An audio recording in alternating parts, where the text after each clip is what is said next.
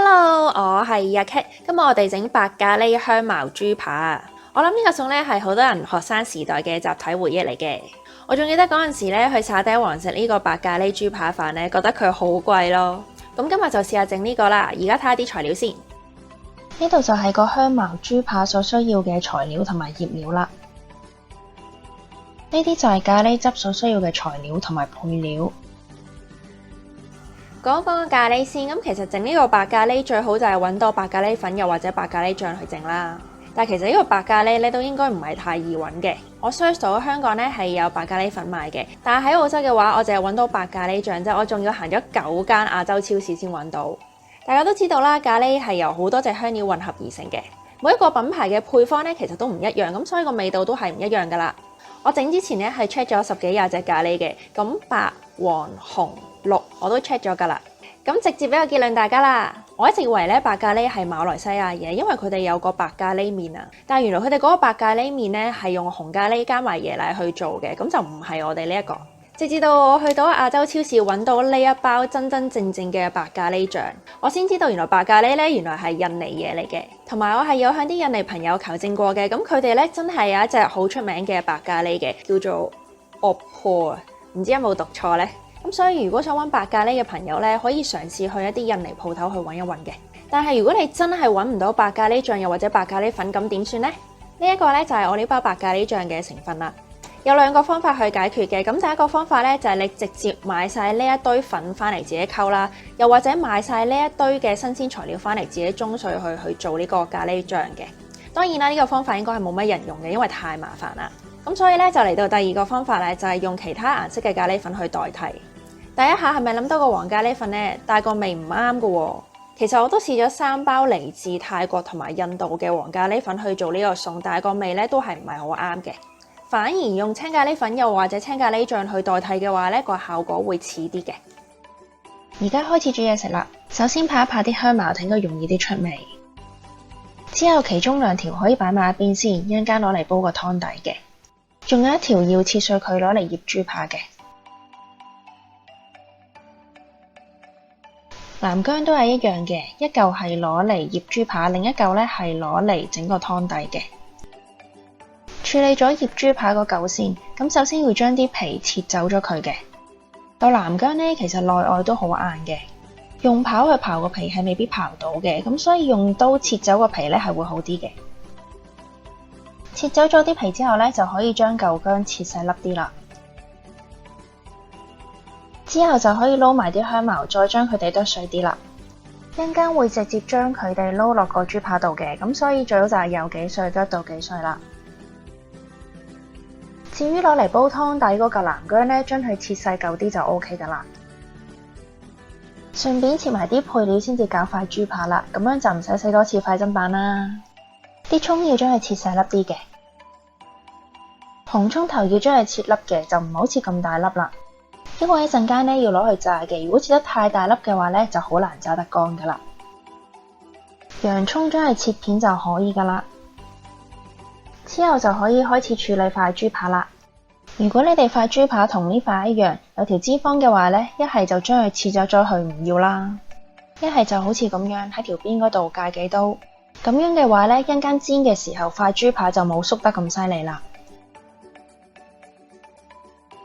之後就可以用刀背又或者鬆肉嗰啲錘仔咧，將嚿肉揼鬆佢啦。我就習慣咧喺開始揼嚿肉之前咧，會鋪一張保鮮紙嘅，因為其實揼嚿肉嘅時候咧，入邊啲纖維同埋水分咧可能會彈到周圍都係嘅，咁有張保鮮紙包住佢咧就會乾淨啲啦。如果你都係用刀背嘅話，就打直揼一揼，同埋打橫揼一揼啦。揼完之後咧，會好明顯見到塊豬扒大塊咗嘅。而家就可以準備醃豬扒嘅醬料啦，加入生抽、老抽、魚露、蠔油、糖、油同埋生粉，將佢哋撈勻佢先。之後擺啲豬扒落去撈一撈佢先，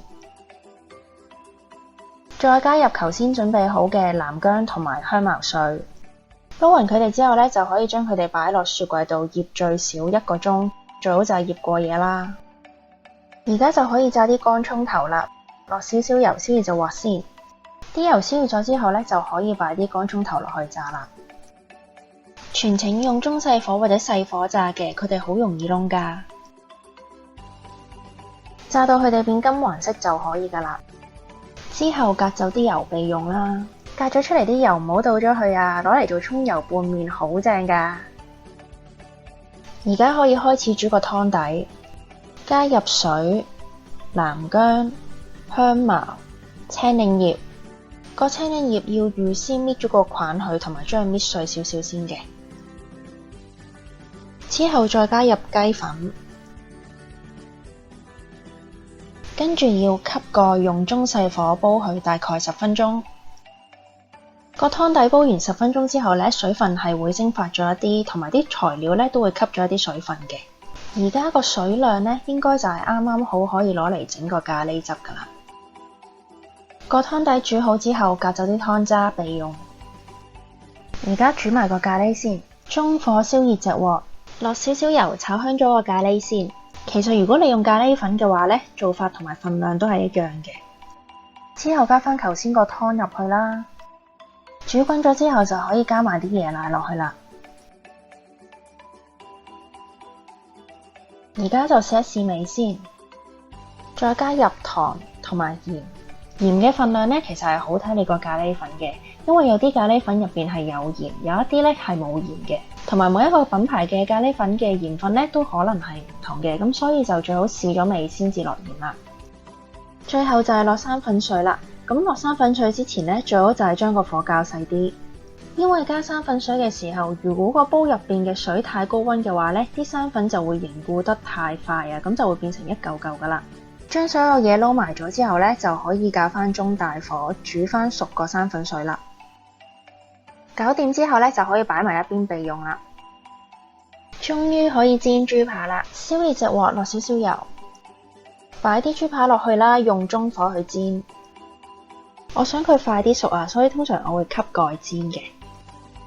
其實煎幾耐呢，就睇返你塊豬扒有幾大同埋有幾厚啦。大家見到呢兩塊豬扒呢，大概係1 cm 咁厚嘅。我係每邊煎咗佢哋大概3至4分鐘。穩陣起見呢，都係睇下佢哋熟未先。用隻筷子篤下佢哋，睇下佢哋吉唔吉得入啦。吉得入嘅話呢，應該就係熟噶啦。之後撳一撳佢哋，睇下佢哋流出嚟嘅係肉汁定係血水。如果已經係完全熟透嘅話呢，應該係會有透明嘅肉汁流出嚟嘅。之後就係要將佢哋組裝啦。仲有啲嘢呢要提提大家嘅，就係關於醃料嗰度。其實醃豬扒嗰個南薑同埋香茅，大家如果唔想切嘅話呢，係可以用攪拌機攪爛佢哋嘅。我純粹唔想洗多樣嘢嘅啫。有人會用嗰啲好大個嗰啲石鐘呢去舂爛嗰啲香茅同埋南薑嘅。我其實都試過嘅，不過呢啲南薑真係好硬，我舂唔爛佢哋啊。我就覺得切呢反而會好啲咯。同埋大家切南薑皮嘅時候呢，真係要小心啲啊！個南薑皮呢真係幾硬嘅。係啦，咁今日嘅分享就到呢度。如果大家鍾意條片嘅話呢，就記得俾個 like 啊，同埋 subscribe channel 啦。拜拜。